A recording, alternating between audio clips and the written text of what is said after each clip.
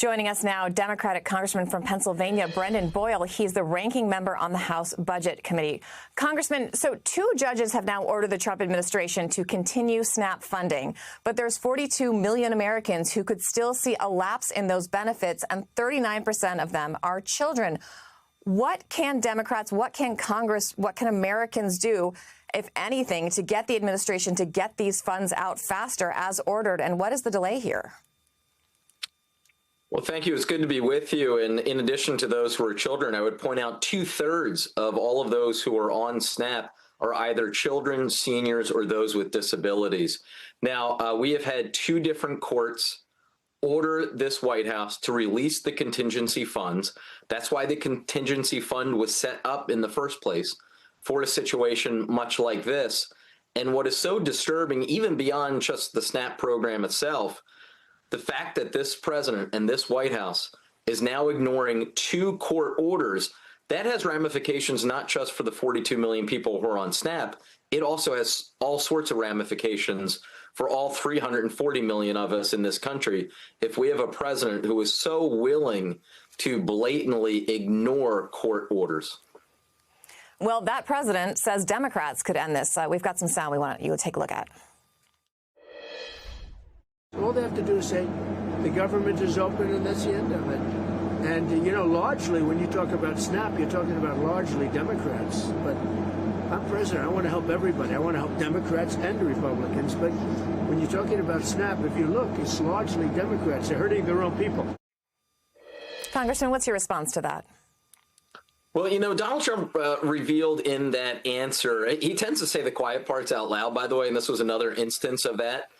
Donald Trump and other Republicans in Congress genuinely believe that most poor people in this country live in urban areas, aren't white, and vote Democratic, when in reality, 2/3 of those states that are most dependent on SNAP are red states. There are states that happen to have large rural areas, rural counties, by the way, that tended to vote by 2-to-1 margin for Donald Trump.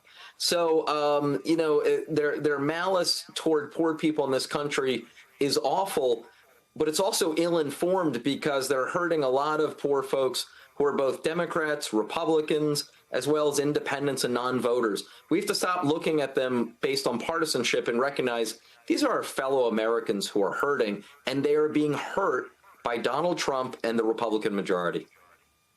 So why can't that argument, you know, fellow Americans in need, why can't that bring lawmakers more to the table? You know, we've got some new numbers out from a Washington Post poll this week that shows 45% of Americans blame Donald Trump and Republican lawmakers for the shutdown, while 33% blame congressional Democrats. That's not nothing. What are you hearing from your Republican colleagues, and is this starting to concern them? And is there any concern among Democrats that as this drags on, everybody's going to lose? Well, I'm certainly deeply concerned about the millions of Americans who are being harmed by this, the millions of Americans who, beginning today, will lose their food assistance, as well as the tens of millions more who are now going to see their health care premiums skyrocket that I'm attempting to help, that my Democratic colleagues in Congress are attempting to help, and Republicans are blocking us from doing that. I would just also point out, by the way, you asked what am I hearing from Republican members?